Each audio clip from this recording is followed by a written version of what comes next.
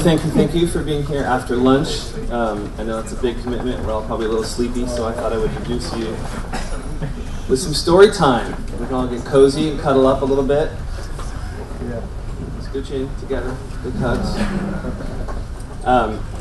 I'm really excited to be here. I'm actually also really excited that this talk got accepted, actually. I think you're probably wondering why story time is even something we're talking about at a technical conference.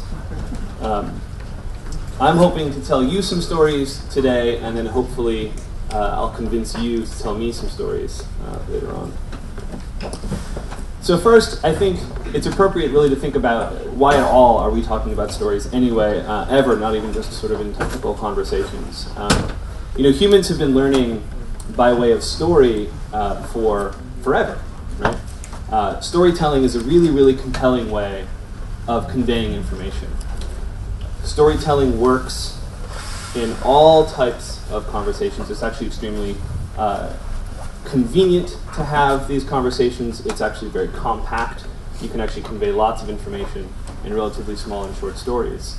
So you would think, based on that storytelling would be something that we do really often. And I think that we actually sort of fail at storytelling, at really actually convincing other people what the point of our products and services are for. I think storytelling is a great way to change that. So the story, if you will, of this story, it came from Jonas Nicholas. So this is a guy that I know. He works at eLabs. This is a convention I'll use in these slides, by the way. This is sort of a GitHub URL, elabs/serenade.js. Jonas works on a lot of projects at this consultancy eLabs, and he does a lot of front-end development for them, and he was finding it really frustrating that there weren't front-end frameworks that he found did the sort of things that he was doing over and over again. So you probably recognize this pattern, right? He sort of develops his own conventions. Those conventions get used on several different projects, and he decides to sort of make a canonical approach to this project and actually coin this Serenade.js. So he did a great job, I think, at launching this project. It had an awesome README.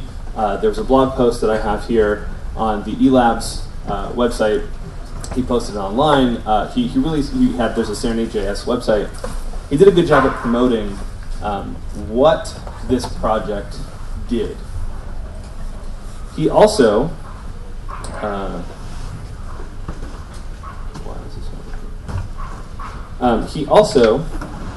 asked for some feedback. Note that he's taught, I wanted feedback on the content. I know it's ugly, so you sort of confuse, is this a design critique? What are we talking about here? We had some back and forth online, and I turned that feedback into a pull request. So the language I was using here was to use a more evocative headline. So let's get a little more specific. This is the diff that I sent. So his project, Serenade.js, had been introduced to the world with this headline: leverage a simple yet powerful framework to accelerate your front-end development. I have no idea what that means. I don't know. More importantly, it's not that I don't know what it means. I don't know why I care. Right? I can say right now this is a front-end framework. You can probably name 10 other front-end frameworks. Do you know why you'd use this one yet? And you're not going to convince everybody that this is the right framework in a sentence, right? But hopefully you can kind of get people thinking about why they might be interested. So my suggestion, and you're free to improve upon this, of course, submit your own pull request. Serenade.js is a light and compact client-side framework for building living, breathing web pages. This actually was something he was building that's better for not a single-page app. It's not a big, heavy framework. It's not about doing a million things at once. It's just about adding some dynamicism to the pages. So this is a really interesting story. This right here exists today. This is a real, actual thing. This is the most advanced prosthetic arm and hand existing in the world anywhere today. This is the result of decades of research and R&D, probably billions of dollars. This is the state of the art for that industry. And this is being applied today to folks who've lost an arm and hand from the other down. This is the language that they're using to talk about this product. Keep in mind, the customer of this doesn't have an arm. And we're going to say instead, we're providing them dexterous control of a prosthetic arm and hand. Who has ever said dexterous control to a friend? Have you ever said that? I don't even know if I've ever said dexterous before today. That's not why I want to buy that product. I'm not denying that that's what it does, and that's what it is. But that's not the point. The point is not dexterous control. I don't have an arm. And this does a lot of things for me, right? But that's not the thing. It's not that I don't achieve. That's not my end state. So there's a really amazing radio show and podcast called Radiolab. Show of hands if anyone's ever heard that. Excellent. You can all go check it out now. You're all new fans. Radiolab is a science and technology show, really, really incredible. And they were featuring a discussion about this development. And so they were going to interview this guy who was getting the latest iteration of this arm and hand. It was a really important moment. He had never had any prosthetics before. He's getting the very latest iteration, right? Big deal. It happened to be also that the producer, one of the producers of the show, her brother had a previous version of this arm and hand. And he wanted to talk to this other guy to kind of prep him for what was about to happen, right? This whole world's going to change. So they decide, like, hey, let's do this thing on the radio. We're going to actually do a Skype call between these two folks, and they're going to talk about what's about to happen. So he's going to prepare him for getting this arm. And so they're talking about kind of geeking out on the differences. There's little version numbers, right, written in some of the parts, and which version you have of this. They're talking about all this cool stuff. And there's this moment when he's like, oh, man, this is the new version, right? The dexterous control. And he says, there's this function actually in the elbow that only exists in this new model that actually allows easy retraction of the arm. And this is what he says next. You can hug your wife now, right? That is a story. That is why I care about having this arm. That is why the research is worth it. It's not worth it because the materials this thing is made of. It's not worth it because I have more dexterous control, right? That is impactful. That is a story. That's worth telling. To further convince you, if I have not yet, that stories are worth it, this is a phenomenal study.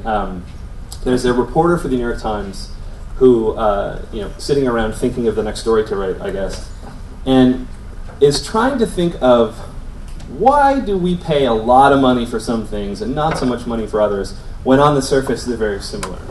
So imagine a pair of shoes that pretty similar materials, they fit pretty well together, everything on, they're comfortable, right? This pair of shoes is 100 pesos, this one is 1,000 pesos. Like, why the difference? And his theory is that we have a story that we tell ourselves when we think about the more expensive product. And the brand obviously plays into this, but the brand is all part of the story. So then he wonders, I wonder if you remove the marketing budget and you remove the brand and you just tell the story, does this theory hold up? So he buys a ton of commodity junk, basically. So here's two toasters, exactly the same age, same brand, same exact product. And he lists both of them on eBay, maybe on Mercado Libre instead. One of them, he just puts just the facts, right? All exquisite detail of exactly what this toaster is and does, what the voltage is, what the output is, the whole deal, right? It has all the facts, same brand names and everything. Now he goes and posts the second time. Now this toaster, he tells this story about how he loves this toaster and he makes rye toast every morning with his tea, but he's moving out of his apartment because he's got his, met this new girl and he's got to move across the country. This whole big kind of evocative story. It sells for way more, it turns out. And he thinks, well, maybe it's just the girlfriend story, maybe that's it, right? He repeats this. This study has been going on since 2006. This has been repeated thousands of times with thousands of different products in every country in the world. Products on eBay that are sold with stories sell for 2,700% more than the identical product with just the facts. 2,700% more.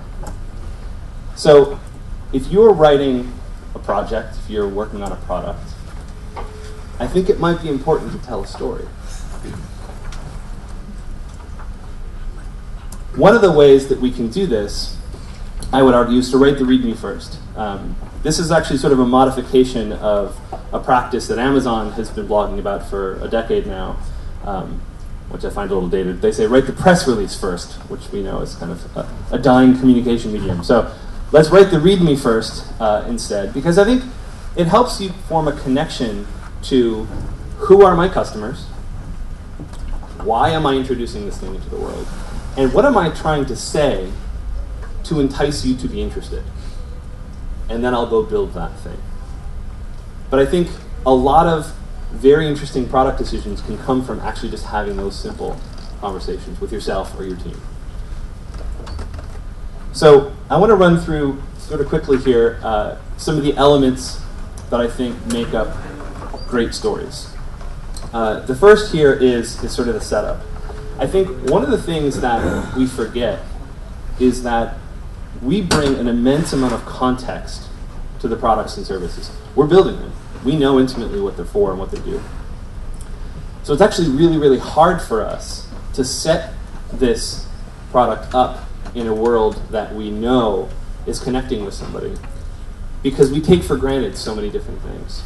So orienting this in a particular universe is important. Now, obviously, if we're writing a README first, a lot of setup has happened for you, right? You're publishing that to a place that attracts people that are writing software, probably, or they know what a README is, right? So that setup has occurred.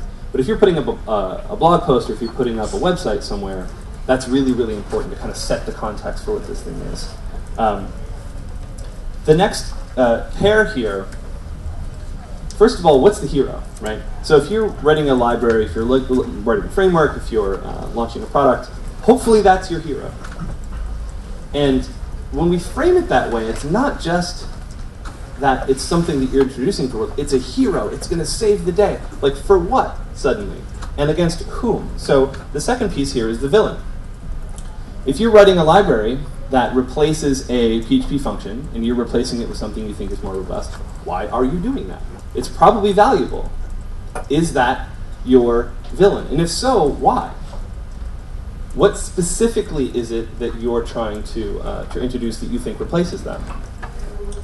Dialogue. So an important aspect of this is not just the fact that we have conversations with people in story fashion, but also the voice that we use. So what is the voice and tone of our documentation? Are we genuinely welcoming? Are we open to new ideas and new people? Are we very terse and sort of official sounding, right? You need to think about how you communicate. There's a great website, voiceandtone.com. This is something that the company MailChimp put out. I think it's really, really great. I would highly encourage you guys to read it. It shows great examples of sort of before and after. I think what's really compelling about that site is not just saying that there is a voice and a tone for your conversation, but also that it differs, right? Your core voice should never change. But the context of how you talk to people when something went wrong or when something is going really great, right, might be different. And so they've got a lot of examples for that. Conflict. Where is the exact point of tension, and how can we talk about that through story? What is it that we can sort of make the hero and the villain sort of combat over this one point of conflict, and what's that going to be? And of course, we have to make decisions. I almost changed this to opinions. You know, I think Mark Story talked about this earlier, but if you're going to be introducing something in the world, hopefully you've got a strong opinion to share, and that's why you're introducing this thing into the world. So think about what those are, and tell them clearly. Make that part of your story. What is the big idea? What is the thing that if I'm convinced to to use your product or service or this library or whatever it is, if I'm convinced, what is the central idea that I might tell somebody else? How can I carry that story forward? That's another reason story is so powerful, because I can connect to it and I can tell other people that same story. I can relay that information. And telling stories to our friends, what do we use? We use the same language we use to communicate every day, right? That's another really important part of storytelling. I think it's important because when we write documentation, it's very easy sometimes to use our programming mindset and start to write documentation like this does this exactly and blah, blah, blah, right? Very sort of robotic, very strict. Storytelling kind of breaks you out of that. It allows you the excuse to have a stronger conversation with folks. And what's the point, right? At the end of the day, what's the resolution? Okay, I believe your idea, I like your hero, I hate your villain, I'm with you on the core idea. What do I get? Well, at the end of the day, what's the value to me? What do I get for this sort of arc that I've been on with you? What's the resolution? So again, I think if we use these techniques and we believe that this is an interesting approach to problem solving, it allows us to think again who our customers are, specifically why those customers actually care about the thing that you're introducing. What makes this unique in the world? There might be 10 of something. That Serenade.js is a great example. There's a million of those things out there. I've actually never used Serenade.js. But it's an additive thing. It's interesting because the whole kind of ecosystem of front-end frameworks may have kind of taken a step forward because there's a core idea there that's interesting. And so making a point to draw out why it's unique is really, really important, not trying to hide amongst the rest of them as they exist. Because again, you know, you're coming into, how do we look for software, right? You're coming out to say, got this app to write, and there's sort of front-end frameworks, I haven't really looked at those in a while. What's out there? And you go scanning around a bunch of repositories. You probably read the README or like the first line in the README. There's just a little bit of like sampling. And we take a lot of other things into account, like how many stars it has maybe, or how many forks it has, or how active the commit history has been. These are all interesting things, but I've got to have this hook that tells me like, that sounds good. These are my people, right? So tell that story and tell folks why this is unique and interesting. And what does success or failure look like? I'm thinking this is just the success image. Use like a coach now? I know so much about that. So this is another key element, I think, because as projects grow, it's important to have a really honest conversation with folks about what your end goal is. So if success to you is really just, hey, I'm scratching this itch, it's very, very specific, I have this end goal, here's my story of getting it here, but I only care up into X.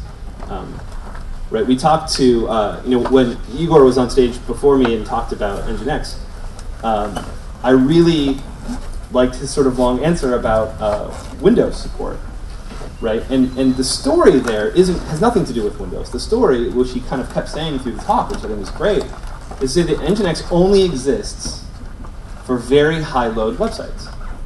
I only care about this project if it can deliver high-load websites, very high capacity. So Windows support, therefore, is not important because it can't possibly deliver that. So it's not that you're alienating a community, it's that you are trying to provide a service whose success is throughput, exclusively. So that's a great line in the sand to draw. That's an opinion in the software. That's part of the story. It's not that Windows isn't the right operating system for everything. It's that this cannot deliver that result. That is what success will look like for the project. And taking a lot of his time to build in Windows support for something he knows will not be as performant doesn't make sense. So again, clearly drawing this line around so everybody knows what success and failure can look like. This is the first image that happens if you search for Argentinian kitty.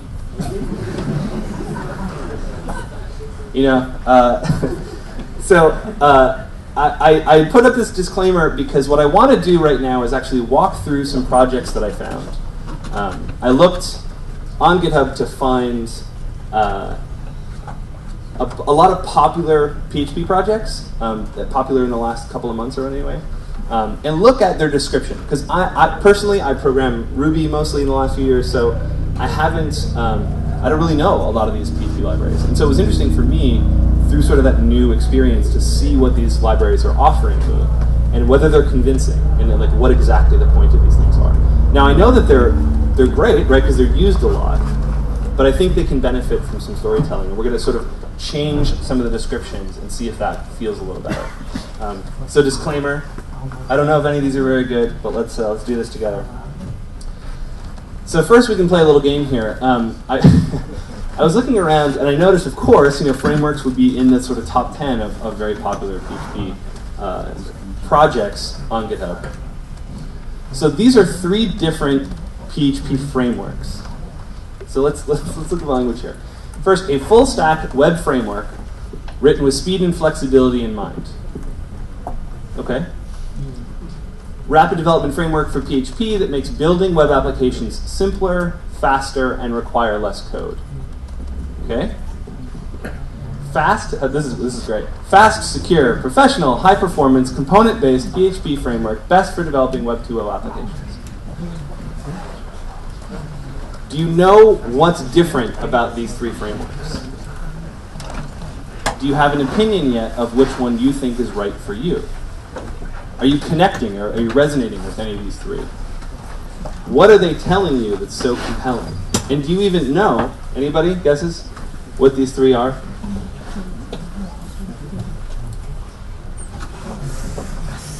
So these are pulled from the descriptions, or the top line of the README from the GitHub projects. And I don't know these frameworks, I don't know these libraries well, so I can't say specifically what they should be, but I'm hoping that the community actually is probably a pretty interesting diversification within the frameworks of PHP. Maybe there's particular things, like if performance is your absolute most important thing, who's your enemy? Is there another project that you're like, wow, we're kind of similar to this, but we're like way faster? Like, what exactly is the differentiation here? And if we look at these 3 things, I think all can benefit from storytelling and actually sort of convincing people what the big idea is, and convince me that I am part of this project, this community specifically, because I believe in X, and that's different than these other choices, right? So here's another one, ASIS, tool to deal efficiently with legacy code through creating and running characterization tests automatically. So I didn't really know what that means, but deeper in the README I found this great line, which is this sort of question that says, do you want to cover your legacy code with thousands of automated unit tests in just a few lines of code? Yes, of course. This is great. What the hell wasn't that the headline?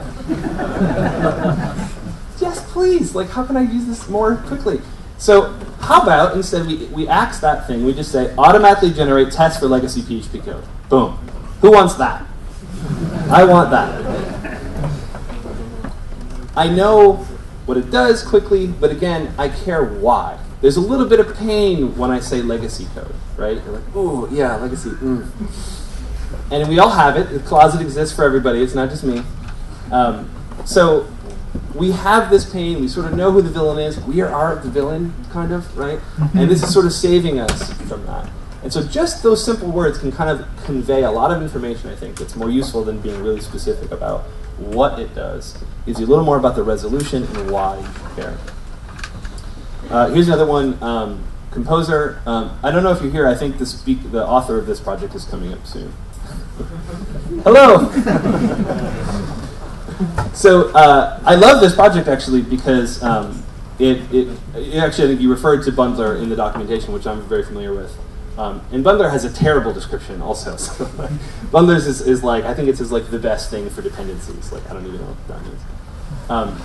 So here, again, I think this is good, right? It says Composer is dependency management tracking local dependencies of your project and libraries. That's what it does. What if we said it helps you declare, because that's actually one of the things that I personally like about these projects, is that I can go to one file and just see what's happening. Like, what is the stack, actually? So declaration, actually, I think is actually kind of an added bonus. You have a file that declares what your dependencies are. That's valuable on its own. So declare, manage, and install, also awesome. Like, ooh, yeah, install pane, there we go. For PHP projects, now we know exactly what universe we're in, because I'm just like on GitHub trolling around for stuff. So telling me what language this works for is helpful. Ensuring you have the right stack everywhere. Like, oh, yes. Because what happens, like you go to some other server and it's all terrible and you don't know why and you got to spend all day figuring that stuff out. So this solves that really, really, really well, and now we're like thoroughly convinced, of course, this is the way to go. So I picked this one partially because I thought Guzzle was an awesome name. And also because I work with a guy, John Nunemaker, who has a project that's actually very similar to this for Ruby called HTTP Party. No two P's. So HTTP Party. And I like John's library because, you know, in the installation instructions, it says, like, you must like to party. It's very, very specific about that. And I think it says something like, it's sort of, it's a fun library, right? The way that you're sort of describing this, you're sort of really giving this sort of humorous angle to a common problem, right? We've got, as the web grows and grows, we're getting more and more API dependent, and so libraries like this are more and more important. And so we're saying what it is. Guzzle's PHP client and framework for building RESTful web service clients. Awesome. So the name is too good to leave alone, though. So I like being, I don't know why. The name is sort of silly, so let's be a little silly. What if it said, like, Guzzle speaks HTTP better than you do? If you've got an outbreak of web services in your app, rub some Guzzle on it. Maybe not the best idea. You know, feel free to ignore that one. This one I love as it is, although I don't know how to pronounce that. Piwik, I guess. Liberating web analytics. That sounds like a pretty big idea, right? Liberating, like, what's going on here. I mean, that's a great way of describing this, you know, who our hero and who our enemy is, right? It aims to be the ultimate open source alternative to Google Analytics. Dun, dun, dun, showdown, right? Like, I now know who the enemy is, I know what it does, I know all sorts of stuff about Google Analytics. But my first question, honestly, would be like, well, I do some crazy stuff in Google Analytics, and like, I bet this doesn't do that. But look, it says right in the description, we love pull requests. I like this also because as a user of the software, that would be my #1 sort of fear, right? Is it like, well, it's a big deal, like, Google Analytics just does all this stuff, and it's like easy, but it's terrible, and so maybe something like this would be awesome. And the fact that I'm actually immediately, literally in the description of the project, welcome to contribute and make it better. So I think that the liberation should and will continue. PHP Mailer is interesting because I thought it was a really big example of something that is core, right, to a lot of systems. It's actually Jamie Zawinski, somebody mentioned earlier, with the rule about all systems grow until they can send email. That's Zawinski's law. So obviously, every PHP project in the world has to, at some point, use PHP Mailer if we put all that through. It says the classic email sending library for PHP. Classic has good and bad connotations, I guess. A full-featured email creation and transfer class. It definitely tells me what it is. But if you read the description, you also realize that basically, like, does anybody not use this? Ah, 2 people. I like that. I thought it was interesting because at least in this README it says that like every framework uses this, so I thought we could lean into that. It's a complete mail client, so now we kind of know that it just does all the stuff. Right? Used by countless open source projects and developers everywhere. Appealing to the fact that it has sort of social validation through the fact that lots and lots of people and projects rely on it. Let's talk about the big dog. So PHP source code was moved to GitHub about a year and a half ago, not quite 2 years ago. I think it was February, maybe. So it's the #6 website, or it's #6 language by popularity on GitHub. It's 7% of all projects, so it's just shy of 600,000 PHP projects that are on GitHub today. I was trying to figure out, because I've always heard these claims like PHP runs like half the internet or something. And I wanted to find out what that percentage was, and apparently it's 181%. So give yourselves a huge round of applause, because in a few years you're going to run 200% of the internet. You guys are amazing. This is on official W3C documentation, so this is actually true. That's so amazing. I'm so excited to be here. I mean, you guys are literally doubling the size of the internet just by writing in PHP. Humbling, humbling. So we gotta have a conversation now. It's a widely used general purpose scripting language, especially suited for web development, can be What? Not exciting. Not fun. Not interesting. So that doesn't build 200% of the internet. Come on. What part of that builds 200% of anything? So I challenge you, because I think not being an upstanding member of the PHP community myself, I leave this to you, because I think I was actually reading the history of the name change too, right? So I think it's now something PHP hypertext or something processor, right? PHP now, not the personal homepage, original image. I think it's important to sort of acknowledge that history and acknowledge the growth of the language, acknowledge that you're building 200% of the internet, right? So I think we owe it to ourselves to come up with something that really expresses, in today's world when there's a million languages now and we're inventing new things and there's a lot of reasons why PHP is a phenomenal way to build products. There's a huge community. There's lots and lots of libraries. There's lots and lots of frameworks. There's lots of reasons. It runs everywhere, right? We've got a great community, a great culture, lots of products. I think we need better stories. So please, tell more stories. Thank you.